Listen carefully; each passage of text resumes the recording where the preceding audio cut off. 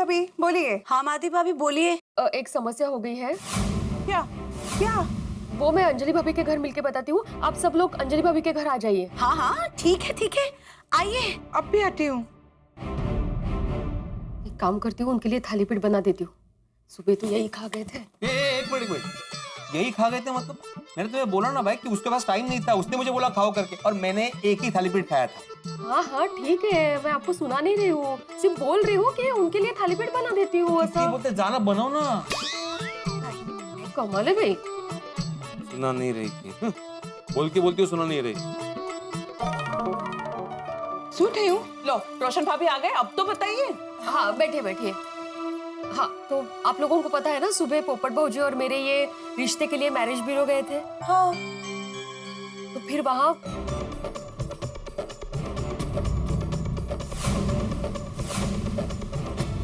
तो ऐसा सब हुआ। तो ये बता रहे थे कि पोपट भाऊजी का मूड बिल्कुल ठीक नहीं है और वो काफी निराश हो गए हैं।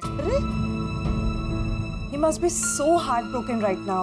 एक्चुअली हमें उनका मूड ठीक करने के लिए कुछ करना चाहिए ना। वो हमारे भाई हैं, उनकी बहन होने के नाते ये हम सबकी जिम्मेदारी है। Absolutely correct. इसलिए तो मैंने आप सब लोगों को यहाँ बुलाया है। अच्छा।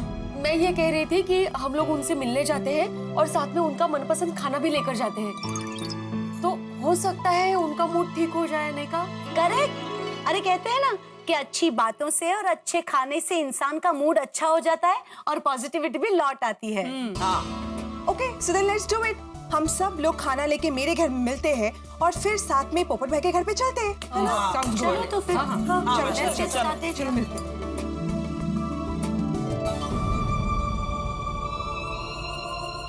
ये मैरिज ब्यूरो का लिस्ट कोई काम का नहीं है। इनको चित्रकार के लिए लड़की मिल गई, पत्रकार के लिए लड़की नहीं मिली।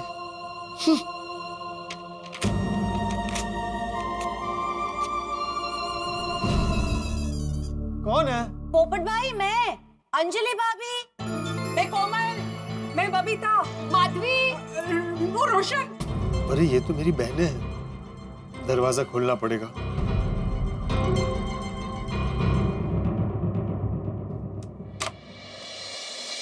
हाय पोपट भाई। हेलो, आइए आइए आइए।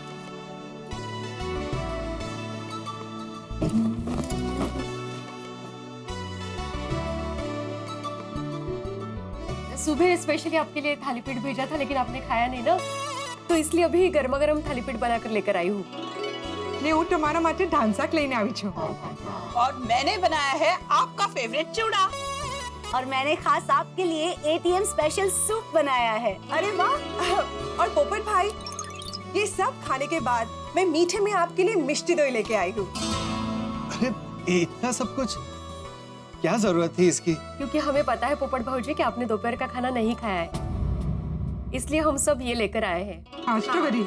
आप सबका बहुत बहुत शुक्रिया, लेकिन इस वक्त मुझे भूख नहीं है। अरे पोपट भाई, ऐसे कैसे भूख नहीं है? आपने लंच भी नहीं किया है। हाँ मैंने लंच नहीं किया है, लेकिन सच में अभी कुछ भी खाने का मन नहीं है। आप ये सब प्लीज वापस ले जाइए। हम जानते हैं आपका खाने का मन क्यों नहीं है। पोपट भाऊजी, मुझे इन्होंने बताया मैरिज ब्यूरो में आपके साथ क्या हुआ। कीड़े के पेट में एक बात नहीं रहती।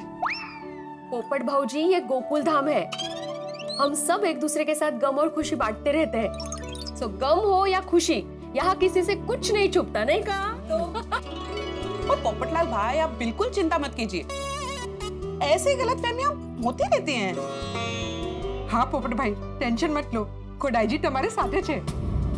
और पोपट भाई देखना, ईश्वर ने चाहा तो आपकी शादी जल्द से जल्द हो जाएगी। हाँ। और वो भी अच्छे से अच्छी लड़की के साथ। हाँ पोपट भाऊजी, आप सब मेरे बारे में इतना सब सोचते हैं, इसके लिए सच में बहुत बहुत थैंक यू। लेकिन शायद मैं इसके लायक ही नहीं हूँ। अरे पोपट भाई, what are you saying? वही जो सच है, शायद मैं इस लायक ही नहीं हूँ कि मेरी शादी हो। इसीलिए हर बार मेरे साथ ऐसा होता है। ओ कम ऑन पोपटलाल भाई, खुद को दोष मत दीजिए, ये सब तो किस्मत का खेल है। अब मौका है पोपट भाऊजी, और जोड़ियां तो आसमान में बनती है। गणपति बाप्पा ने जरूर आपके लिए कोई उचित जोड़ी ढूंढ के रखी होगी। पोपट भाई फिलहाल तमें मन नल्लू नहीं करो। हाँ, आप कुछ खा लीजिए। हाँ पोपट भाई प्लीज हाँ, खा लीजिए हाँ, ना। Please, please. देखिए बहनों, मैं आप सबकी भावनाओं को समझता हूँ, लेकिन मेरी आप सबसे एक रिक्वेस्ट है, प्लीज आज के दिन के लिए मुझे अकेला छोड़ दीजिए। पर पोपट भाई अरे मैं एकदम ठीक हूँ, मुझे कुछ नहीं हुआ है, बस थोड़ी देर अकेले रहना चाहता हूँ। पोपट भाई अब जो हो गया सो हो गया ना, उसके बारे में सोचने का क्या फायदा। देखिए आप अभी ना कुछ अच्छा सोचिए बस। आप अभी अपना मन डाइवर्ट करिए, कुछ पॉजिटिव सोचिए। पोपट भाई, हमने ये सारा खाना खास आपके लिए बनाया है, तो खाना हम यहाँ छोड़ के जा रहे हैं। जब भी आपका मन करे खाना खा लीजिएगा, ठीक है? हाँ प्लीज। ठीक है लीजिए। Thank you. पोपट भाई प्लीज खा लेना। हाँ, खाना जरूर। हाँ, निकलते हैं। खुश है सब। आइए।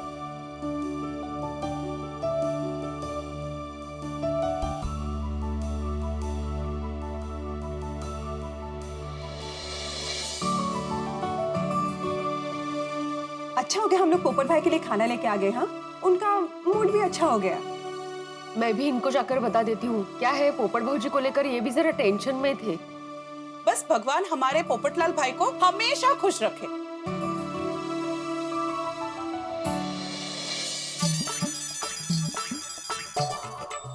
क्या हुआ माधवी, आइडिया काम किया? पोपटलाल मूड में आ गया? ऐसा लग तो रहा था, थोड़ा थोड़ा मूड में आ रहे हैं। क्या हम लोगों ने उनको अच्छा खाना दिया है ना, तो अच्छा खाएंगे तो अच्छे विचार करेंगे और मस्त मूड में आ जाएंगे, ऐसा लग रहा है। आशा करते हैं ऐसा ही हो। हाँ, अच्छा हो। आप लोग सोडा शॉप है, उनका ध्यान रखना, उगाच उनका ज्यादा मजाक मत उड़ाना। नहीं बिल्कुल नहीं माधवी, और वैसे भी रात तक उसका मूड ठीक हो जाएगा। ओ मेहता साहब, बड़े दिनों से आपसे पूछने के लिए एक सवाल मेरे दिमाग में घूम रहा है। पूछूं? हाँ पूछो। रहने दो, तो बुरा मान जाओगे। अरे यार सोडी, जब तक तुम सवाल ही नहीं पूछोगे तब तक मेरा मस्तिष्क निर्णय कैसे लेगा कि बुरा मानना है या नहीं मानना है? क्या मस्त इश्क? अरे भाई अय्यर, मस्त इश्क नहीं, मस्तिष्क, यानी कि दिमाग, जो शायद आपके पास भी है। हाँ, ब्रेन। हाँ पूछो, क्या पूछ रहे थे सोडी? मेहता साहब, ऑफिस में जब भी मौका मिलता है साइड में क्या लिखते हैं कि नहीं? अच्छा हाँ। देखो भाई, लेखन का ऐसा है सोडी, जब भी हृदय में संवेदना तंतु जागृत हो जाते हैं तो संवेदना अक्षरों का जामा पहनकर शब्द में ढल जाती है और शब्द स्याही में स्नान करके पृष्ठ पे अवतरित हो जाते हैं। यार भाई समझे क्या नहीं? मैं क्यों समझू? सवाल तो जोड़ी ने किया है। मेहता साहब, आप मेरा सवाल ही नहीं समझे। मैं आपको सवाल क्या पूछ रहा हूँ और आप संवेदना के जंतु बीच में ला रहे हो। अरे यार, संवेदना के जंतु नहीं, संवेदना के तंतु सोडी। हाँ, संवेदना के तंतु। मेरा सवाल ये था, लेखक हो तो घर पे तो लिखते ही हो, ऑफिस में जाके टाइम मिल जाता है तो चुपके से लिख लेते हो। अरे सोडी, ये जो तुम्हारा वाक्य है ना कि ऑफिस में टाइम मिल जाता है, ये वाक्य ही गलत है। अरे ऑफिस में नौकरी पेशा आदमी को टाइम मिलेगा कभी? ये जो बॉस लोग हैं ना, इतना काम कराते हैं कि और किसी काम के लायक ही नहीं छोड़ते हैं। ये बॉस लोग भी ना। अरे मेहता साहब, आप भी क्या, जब देखो तब नौकरी को लेकर रोते रहते हैं। अरे शुक्र मनाओ, काम है। हाँ, अरे काम तो है, लेकिन ये रोना भी लाजमी है जेठालाल। ये जो नौकरी है ना, ये बिल्कुल इश्क मोहब्बत की तरह है। आदमी करेगा भी, रोएगा भी, लेकिन छोड़ नहीं पाएगा कभी। हाँ, नहीं वो तो है, वो तो बराबर। भाई एक बड़ा प्रसिद्ध शेर है कि ये इश्क नहीं आसा, बस इतना समझ लीजिए, एक आग का दरिया है और डूब के जाना। सही बात है। लेकिन आज के दौर में इस शेर को यूं कहा जाएगा कि भाई ये नौकरी नहीं आसान, बस इतना समझ लीजिए, ये जो बॉस का दरिया है डूब के जाना है। अय्यर भाई समझे क्या नहीं? अरे जेठालाल, मेरा को बार बार क्यों पूछता है? मैं सवाल तो सौड़ी ने किया है। अच्छा, मतलब आप नहीं समझे? मैं समझाता हूं। देखो क्या है भाई, इस देश में आदमी कितना भी क्यों न रोए, कितनी भी तकलीफ में क्यों न रहे, नौकरी तो करनी ही पड़ेगी। क्योंकि इस देश में हर विवाह योग्य कन्या के पिता अपनी कन्या के विवाह हेतु जो लड़का देखते हैं उससे पहला सवाल यही करते हैं, नौकरी क्या करते हो? तो चूंकि भारत एक विवाह प्रधान देश है, अतः नौकरी प्रधान देश है। सही बात है, समझेगा नहीं अय्यर भाई? अरे मैं क्यों समझेगा, मेरे पास नौकरी भी है और चौकरी भी है। अरे मतलब मेरा भी शादी हो गया है। अच्छा मेहता साहब, आपने जो ये बोला ना कि भाई शादी करने के लिए नौकरी होनी जरूरी है, ये बात कुछ बराबर नहीं है। अरे अपने पोपटलाल को ही देख लो, उसके पास नौकरी है लेकिन फिर भी उसकी शादी नहीं हो रही है। अरे भाई जेठालाल, मैंने ऐसा नहीं कहा कि हर नौकरी करने वाले की शादी हो ही जाती है। इस देश में ऐसे बहुत सारे लोग हैं जिनके पास नौकरी है लेकिन उनकी शादी नहीं हुई, और ऐसे तो बहुत सारे लोग हैं जो शादीशुदा है पर उनके पास नौकरी नहीं है। समझे क्या नहीं अय्यर भाई? और जेठालाल, तुम क्या पागल हो गया है? बार बार मेरे को एक ही सवाल पूछता है, समझा कि नहीं, समझा कि नहीं? अरे इस बार मैं कुछ अलग बोल रहा था भाई। जैसे मेहता साहब ने बोला ना कि भाई देश में ऐसे कई लोग हैं जिनके पास नौकरी है लेकिन उनकी शादी नहीं हुई है, और ऐसे कई लोग हैं जिनकी शादी हो गई है लेकिन उनके पास नौकरी नहीं है। तो वो हिसाब से मैं आपको कह रहा था कि आप समझे क्या नहीं, आप कितना नसीबदार है कि आपके पास नौकरी भी है और आपकी शादी भी हो गई है। बिल्कुल। पर वो कितने हैं, और जिसके पास नौकरी तो है पर छोकरी नहीं है। अरे हाँ, पोपटलाल आदमी है नहीं? अरे नहीं, सवाल क्या कर रहे हो जेठालाल, नहीं आया है ना? बराबर है, मतलब नहीं आया पोपटलाल अभी तक। क्यों? ओ जेठा भाई, आज पोपट भाई का मूड ठीक नहीं है। क्या हुआ? वो क्या है कि पोपट भाई और भिड़े भाई दोपहर को बाहर गए थे, जब वापस आए तो पोपट भाई अजीब बात कर रहे थे। कैसी कैसी बातें? नमस्कार मंडळी। अरे ये भिड़े मास्टर तो आ गया पर पोपटलाल नहीं आया नहीं? अरे नहीं, फिर सवाल क्या कर रहे हो? नहीं, अरे नहीं आया है ना। अबे भिड़े, अभी तुम्हारे आने के पहले अब्दुल कह रहा था कि तुम और पोपटलाल कहीं आज बाहर गए थे, और जब वापस लौटे तो पोपटलाल बहुत अजीब अजीब बातें कर रहा था। क्या हुआ? पोपटलाल को आज बहुत गहरा सदमा पहुंचा है। अरे बाप रे, कैसे? क्यों, क्या हुआ? आज किसी ने उसका दिल दुखाया जेठालाल। किसने? और बिड़ो, और मैंने दस हुआ क्या? अगर कोई पोपू का जानबूझ के दिल दुखाना ना, उन्हें तो मैं छोटा नहीं। हाँ सोड़ी, जानबूझकर ही किसी ने उसका दिल दुखाया है, और जिसने भी किया है वो बार बार ऐसा कर रहा है ताकि पोपटलाल को आघात लगे। और मैंने एक बार उसका नाम बता दे, और उसकी तो खैर नहीं, उन्हें तो मैं नानी याद दिला दूंगा।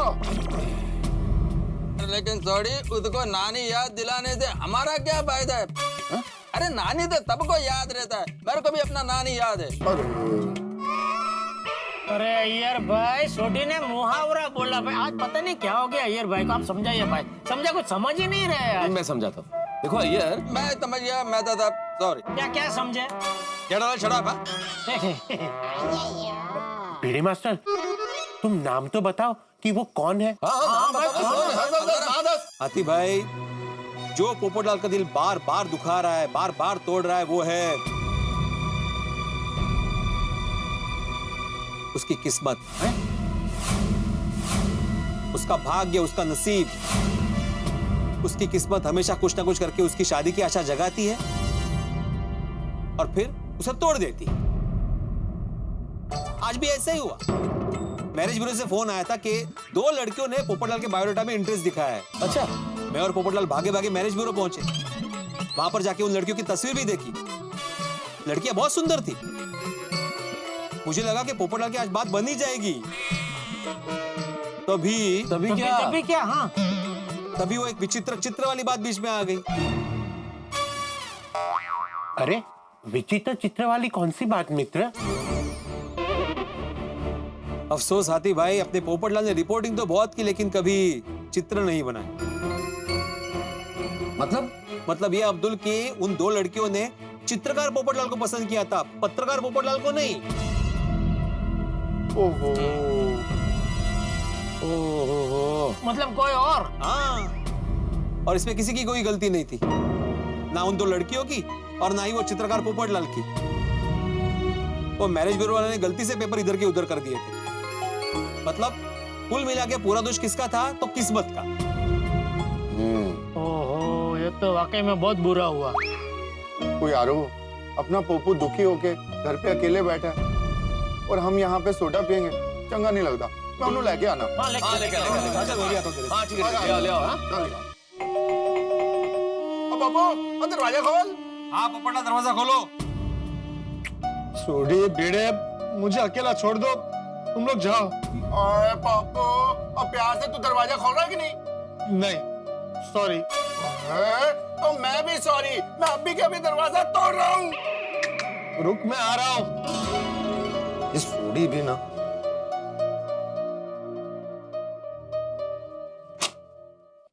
अरे पोपू, है ना देर है ना, अंधेरा क्यों है?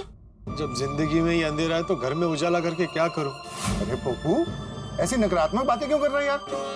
और कैसी बातें करूं?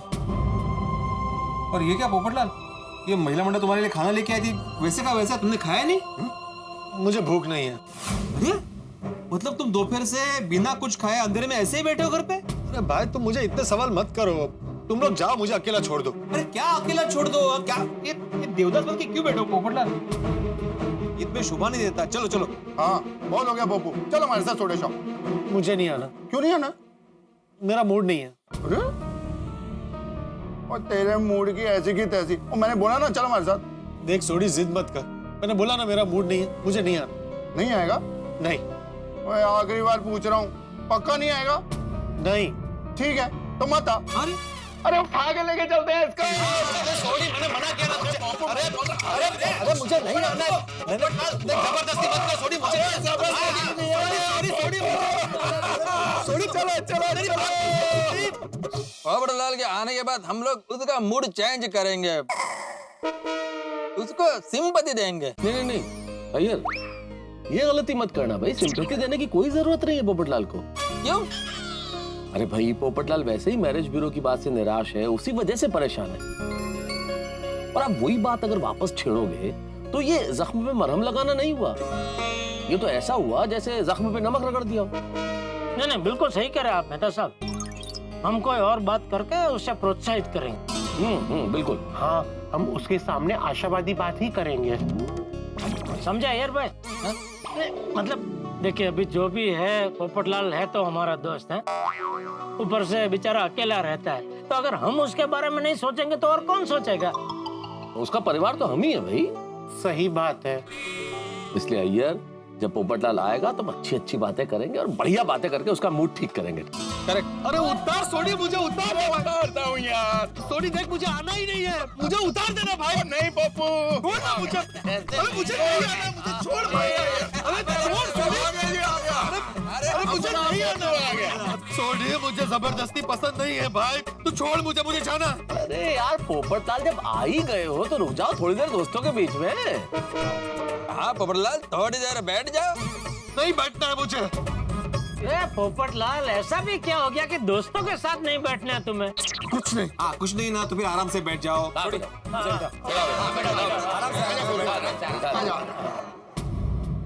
तो कल्पना कीजिए आपका मूड बड़ा ही खराब हो और जबरदस्ती आपको कहा जाए किसी महफिल में चले, और नहीं चले तो जबरदस्ती ले जाया जाए। तो यही हुआ है पोपटलाल के साथ। रोशन सिंह सोडी जबरदस्ती उठा ले आए हैं पोपटलाल को अब्दुल की सोडा शॉप पर, और बड़ी खतरनाक स्थिति है। पोपटलाल इस वक्त उस पटाखे की तरह है जो किसी भी वक्त फट सकता है, कभी भी फट सकता है और किसी भी दिशा में फट सकता है। अब क्या होगा? एक तो तनावग्रस्त पोपटलाल और उस पे ये गुस्से का बारूद, अब ये दोनों मिलकर क्या करेंगे? यानी कि पोपटलाल फटने की तैयारी में। अब क्या होगा आगे जानने के लिए देखते रहिए तारक मेहता का उल्टा चश्मा। देखते रहिए, हंसते रहिए। For more updates, subscribe to our channel, click the show links and enjoy watching the videos.